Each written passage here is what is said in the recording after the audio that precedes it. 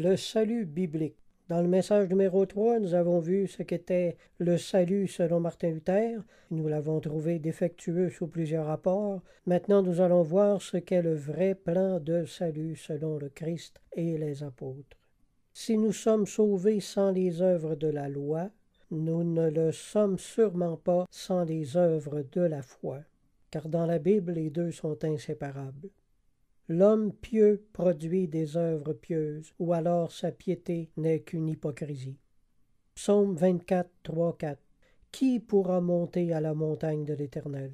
Qui s'élèvera jusqu'à son saint lieu? Qui sera sauvé, en d'autres mots? Celui qui a les mains innocentes et le cœur pur, celui qui ne livre pas son âme au mensonge et qui ne jure pas pour tromper. En d'autres mots, heureux ceux qui ont le cœur pur, car ils verront Dieu. La purification du cœur est donc obligatoire au salut. Oui, le salut demande des œuvres, mais il demande avant toute œuvre celle de la purification du cœur. Le salut part de l'intérieur et se propage vers l'extérieur. Si l'arbre ne produit pas de fruits, c'est que son intérieur est mort ou est en voie de mourir. Ceux qui vous disent que vous n'avez rien à faire pour être sauvés vous trompent. Ce n'est pas biblique. Ils vous trompent peut-être sans penser à mal, mais ils vous trompent quand même. Ils vous trompent pour avoir été trompés eux-mêmes. Parcourez les 4 évangiles de long en large et en travers, et vous ne verrez jamais Jésus exclure les œuvres du salut.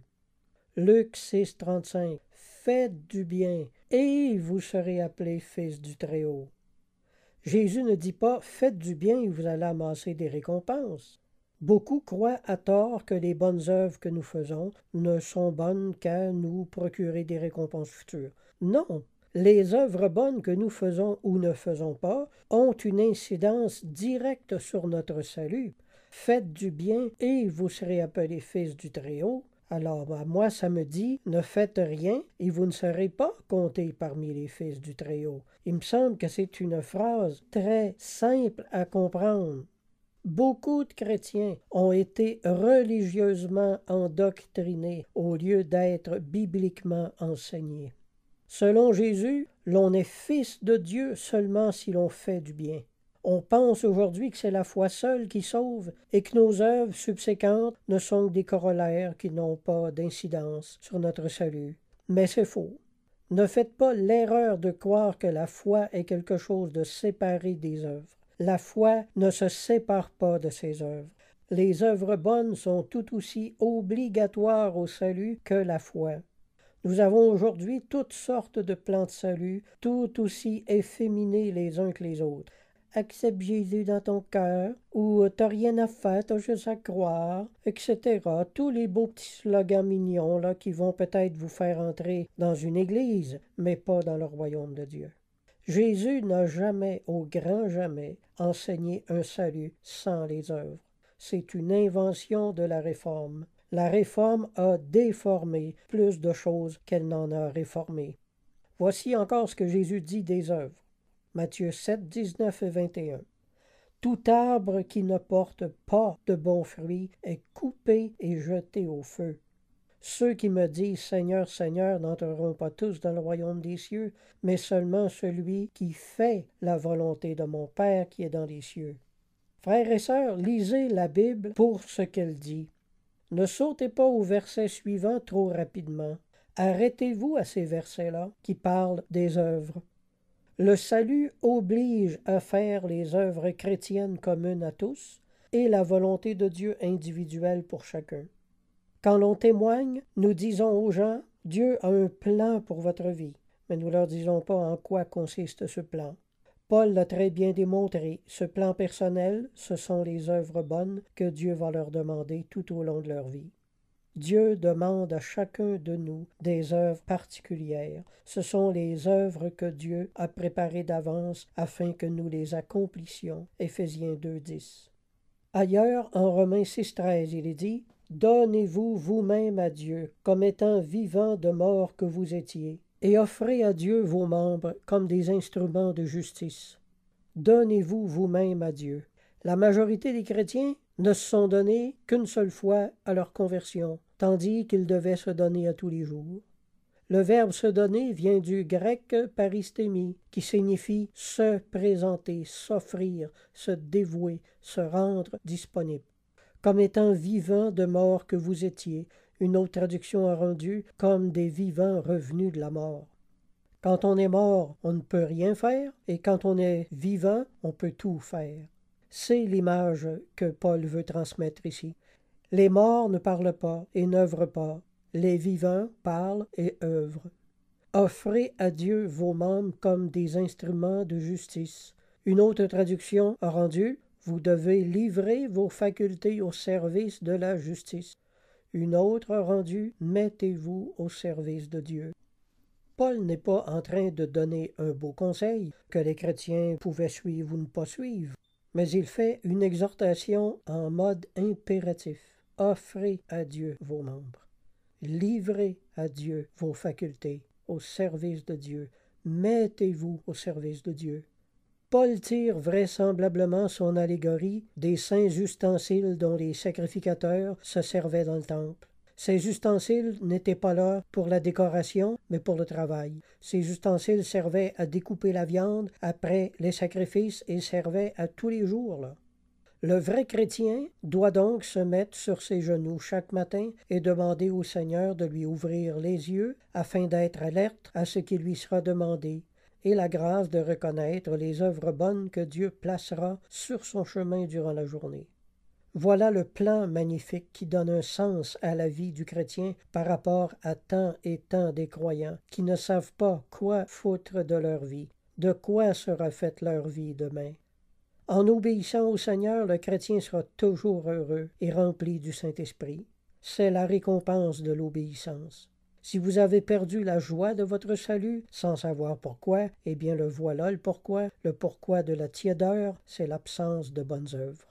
Que les œuvres charitables sont tout aussi nécessaires au salut que la foi, tous les pères apostoliques de 90 à 160 après Jésus-Christ et tous les grands hommes de Dieu des premiers siècles sont tous d'accord sur ce point qui fait toute la différence entre être perdu et être sauvé.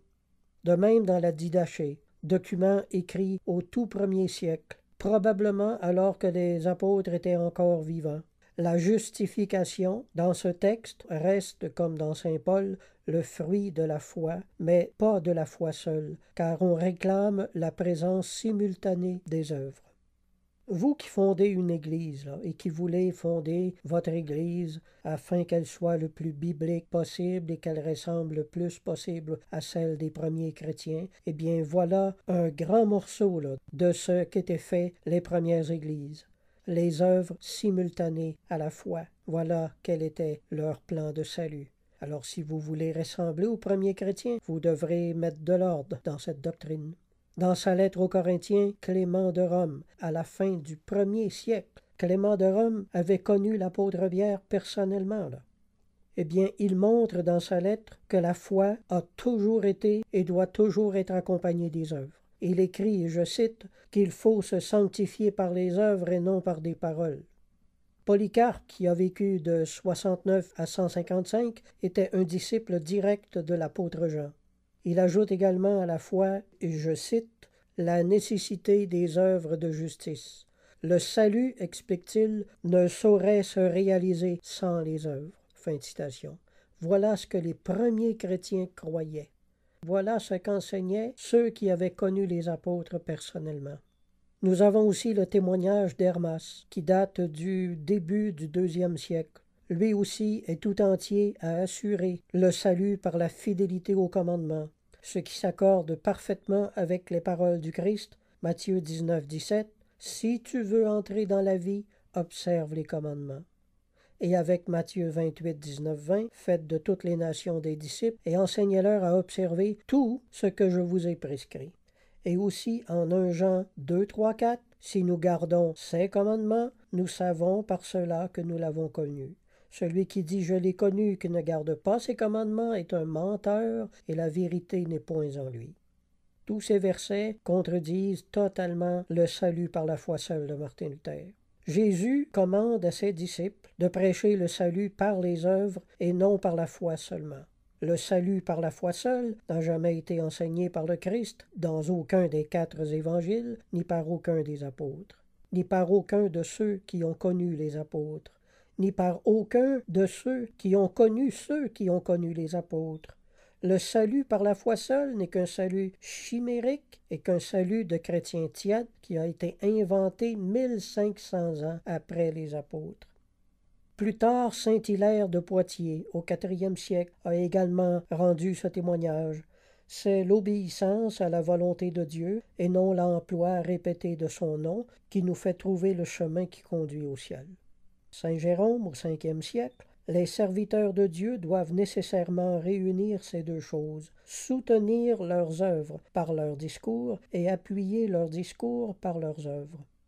Saint Augustin, au Ve siècle également, n'allons pas croire que pour produire les fruits dont le Sauveur a parlé plus haut, il suffise de dire à Dieu « Seigneur, Seigneur » et d'avoir par là même l'apparence d'un bon arbre. Ces fruits consistent à faire la volonté de Dieu.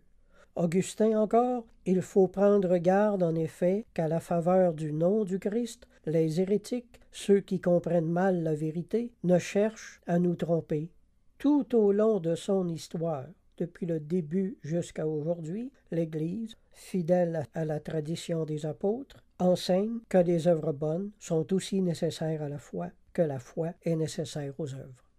La différence fondamentale entre un vrai chrétien, membre du corps de Christ, et un croyant qui est seulement un membre d'Église, c'est que le membre d'Église a accepté le Christ seulement pour être sauvé de l'enfer et entrer au paradis, tandis que le membre du corps de Christ l'a accepté pour faire la volonté de Dieu au meilleur de ses capacités. Un grand évangéliste américain des années 50 a dit « Les gens le laissent être leur sauveur, mais ne le laissent pas être leur Seigneur.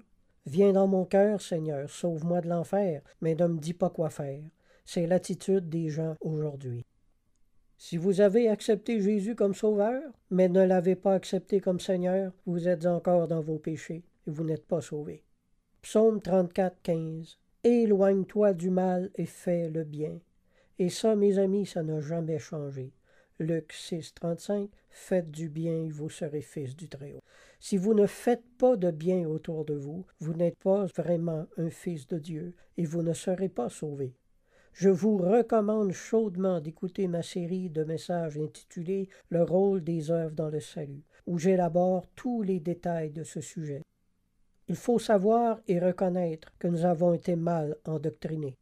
Le Concile de Trente a raison quand il stipule « Anathème tous ceux qui disent que les baptisés n'ont besoin que de la foi et ne sont pas obligés de garder toute la loi de Christ. » À propos du salut par la foi seule, Joseph Lotz, dans son maître ouvrage de 1939, affirme que Luther avait interprété la Bible en fonction de ses besoins personnels et a fait preuve de subjectivisme. Son premier biographe, dès 1549, dit que Luther était un homme dépravé. Luther dit de sa propre bouche « Je mange comme un porc et je bois comme un teuton ». Il trouvait ça drôle, lui. Je ne sais pas si le Seigneur va trouver ça aussi drôle. Dans sa doctrine d'un salut par la foi seule, la sanctification n'est pas obligatoire non plus, parce que c'est regardé comme une œuvre. Dès lors, il n'y a plus de culpabilité. Il avouera lui-même plus tard, en regardant tous ceux qui l'ont suivi, qu'il contemple tous les débordements. Que dit le Seigneur? Matthieu 7, 16, 17. Cueille-t-on des raisins sur des épines ou des figues sur des chardons? Le mauvais arbre porte de mauvais fruits. Si le résultat de ces doctrines ont été abominables, c'est que ces doctrines étaient abominables. Voilà la simple vérité biblique et évangélique. Les œuvres ne sont pas non plus qu'une question de récompense, mais une question de salut. Il est écrit, « Mes frères, que sert-il à quelqu'un de dire qu'il a la foi s'il n'a pas les œuvres? La foi seule, entre parenthèses, peut-elle le sauver? » Jacques 2, 14. La foi, si elle n'a pas les œuvres, elle est morte en elle-même. Jacques 2, 17. La foi sans les œuvres est inutile. Jacques 2, 20. Ça, ce sont ceux qui ont accepté Jésus comme sauveur, mais pas comme Seigneur.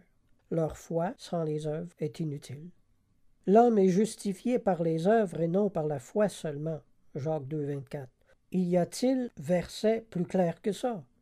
La foi sans les œuvres est morte. Jacques 2, 26. Est-ce qu'il y a un verset plus clair encore? Jacques ne parle pas de récompense ici, mais de salut. À aucun endroit dans le Nouveau Testament, vous ne trouverez un seul verset qui parle du salut par la foi seule. En Éphésiens 2, 8, 9, quand Paul dit que ce n'est pas par les œuvres de la loi que nous sommes sauvés, parle des œuvres de la loi de Moïse. Les œuvres de la foi sont et resteront, quant à elles, toujours nécessaires au salut. Sinon, préparons-nous à répondre de ce que Dieu nous aura demandé sur la terre et n'aurons pas fait. Selon qu'il est écrit, Luc 12, 46, le serviteur qui, ayant connu la volonté de son maître, n'a rien préparé et n'a pas agi selon sa volonté, sera battu d'un grand nombre de coups. Et moi, ce verset-là me fait trembler dans mes souliers. Martin Luther était un chrétien tiède dont les doctrines avaient relâché tous les muscles chrétiens. Il prêchait un salut par la tiédeur. Il a fondé une religion totalement composée de vierges folles qui ont des lampes mais sans huile, c'est-à-dire la foi sans les œuvres. Combien ont été séduits par un salut aussi facile? La chair aime tout ce qui est facile. Alors tous ceux que la volonté de Dieu pesait là, sur les épaules ont tout flanqué par terre et sont allés danser avec Martin Luther. Mais c'est avec le diable qu'ils ont dansé. Quand lui et toute sa troupe de vierges folles frapperont à la porte de l'époux, ils seront laissés dehors pour l'éternité. La Réforme a perdu plus d'âmes en 10 années que l'Église n'en a perdu en toute son histoire. Si toi qui m'écoutes là, tu es un vrai chrétien, tu vas aimer la volonté de Dieu pour toi. Tu vas l'aimer parce qu'il t'aura équipé et que ça te rendra heureux de la faire. Si tu fais quelque chose qui te rend malheureux, c'est que tu n'es pas en train de faire la volonté de Dieu, mais celle que quelqu'un d'autre t'a mis sur les épaules. La sola fide, le salut luthérien par la foi seule, n'est bon qu'à créer des églises de chrétiens paraplégiques. Je crois que c'est Billy Graham qui a dit « Certains chrétiens sont tellement spirituels qu'ils sont absolument bons à rien sur la terre. » Romains 3, 28. Car nous pensons que l'homme est justifié par la foi sans les œuvres de la loi. Luther, dans sa traduction de la Bible en allemand, a ajouté le mot « seul » après le mot « foi », et ce, même si le mot ne se trouvait pas dans le grec original. Il a falsifié la parole de Dieu. Je vous souligne dans ce verset, Romains 3, 28, que Paul parlait des œuvres de la loi, des œuvres de la loi de Moïse. C'est évident que la loi de Moïse, on parle du Lévitique et de tout ce qui entoure ça, là, n'est plus nécessaire au salut. Saint Justin, au IIe siècle, déclarait que « Altérer les Écritures est un crime plus grand que celui d'adorer le veau d'or. C'est alors se séparer de l'Église que de toucher au texte sacré. » Fin de citation. Altérer les Écritures, c'était regarder comme un péché aussi grave que l'apostasie. Ceci dit, frères et sœurs, je vous encourage à repenser très très sérieusement ce qu'on vous a enseigné. Car si cet enseignement vient de Luther, vous êtes alors en des erreurs très graves. Luther était un mangeur et un buveur, un vrai, là. Un meurtrier, un antisémite et un fomenteur de révolte. Frères et sœurs, un homme mauvais ne peut engendrer de bonnes doctrines, et un homme faux ne peut engendrer des doctrines vraies. Amen.